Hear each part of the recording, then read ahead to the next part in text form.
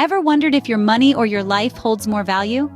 That's a question that has probably crossed your mind at least once. It's a provocative thought, isn't it? This tug of war between personal finance and life choices, the constant balancing act we all engage in. Sometimes the clarity we seek is found in the most unexpected places, like within the pages of a book. So brace yourself for an exciting exploration of a book that delves into this intriguing dilemma. Well, today we dive into a book that explores this very question. The book in question is none other than Your Money or Your Life by Vicki Robin and Joe Dominguez. This groundbreaking work, first published over 2 decades ago, has since been updated and continues to hold a revered place in the realm of personal finance literature. Its authors, Vicki Robin, a renowned speaker and writer on sustainable living, and Joe Dominguez, a successful Wall Street analyst turned financial independence advocate, offer a fresh perspective on money and life choices. The book has gained immense popularity over the years, resonating with readers from all walks of life. Its practical, no-nonsense approach to financial independence has revolutionized the way many people think about and handle their money. It's not just about cutting expenses or saving more, it's about understanding the true value of money in relation to your time, energy, and life aspirations.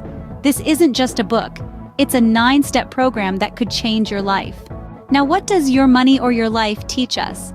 Let's start with the first 4 steps. To begin with, the book emphasizes the significance of tracking your expenses. This is the first step to financial self-awareness. It's about keeping a detailed record of every penny that leaves your pocket. From your morning coffee to your monthly rent, every expense counts. This might seem tedious at first, but it's a crucial step in understanding where your money goes and identifying any potential areas for savings. Moving on to the second step, the book asks us to evaluate job costs. This means calculating what you're spending in order to maintain your job. Is your commute eating up a significant portion of your salary? Are you spending a lot on meals out because you're too tired to cook after work? These costs can add up, and it's important to factor them in when considering the true cost of your employment. Next, we have the third step, calculating your real hourly wage. Here's where things get interesting. The book encourages us to consider the time we spend on job-related activities that we're not paid for, like commuting and decompressing after work. When you factor in these unpaid hours, you might find that your real hourly wage is lower than you thought. This can be a real eye-opener and might make you reconsider how you value your time. Finally, the fourth step involves questioning your consumption habits. This step is all about challenging the status quo. Do you really need that new phone, or are you just succumbing to advertising pressure? Could you be just as happy or even happier with less? By questioning our needs and wants, we can start to make more conscious decisions about our spending. These steps are designed to make you rethink your relationship with money. They're not about depriving yourself, but rather about understanding your financial habits better and making smarter choices. Remember, the goal isn't to accumulate wealth for wealth's sake, but to use money as a tool to live a fulfilling and meaningful life. Scene script. Ready for more? Here are the next 5 steps. Let's dive right into step 6, minimizing spending. This step is all about understanding that less can indeed be more. It's about distinguishing between your needs and your wants. By cutting down on unnecessary expenses, you don't just save money, you also declutter your life, making room for what truly matters. Moving on to step 7, maximizing savings. Why let money sit idle when it can grow? By saving wisely, you're not just stashing away money for a rainy day.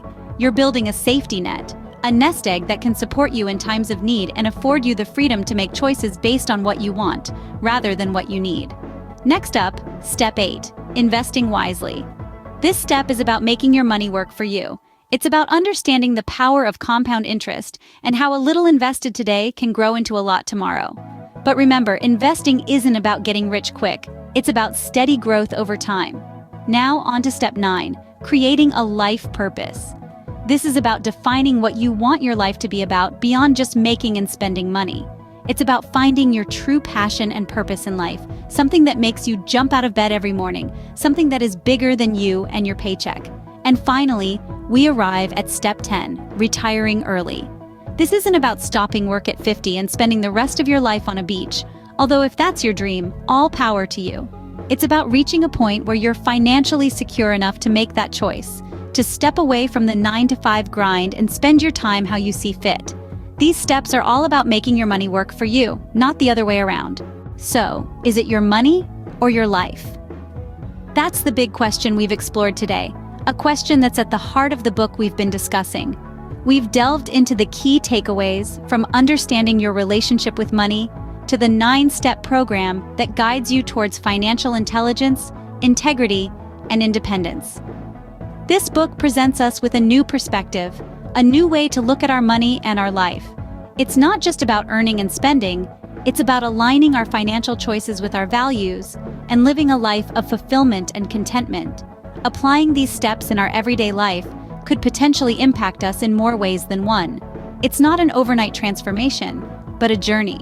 A journey that starts with introspection, moves towards action, and ends with transformation. Imagine the possibilities. Imagine a life where money is not a source of stress, but a tool that supports your life and your dreams. Now, it's time for you to reflect on your own money and life choices. Are you ready to embark on this journey? Are you ready to redefine your relationship with money and transform your life? If you found this video helpful, don't forget to hit that like button, share it with your friends, drop a comment below, and subscribe for more insightful videos. Remember, it's your money and your life. Make them count.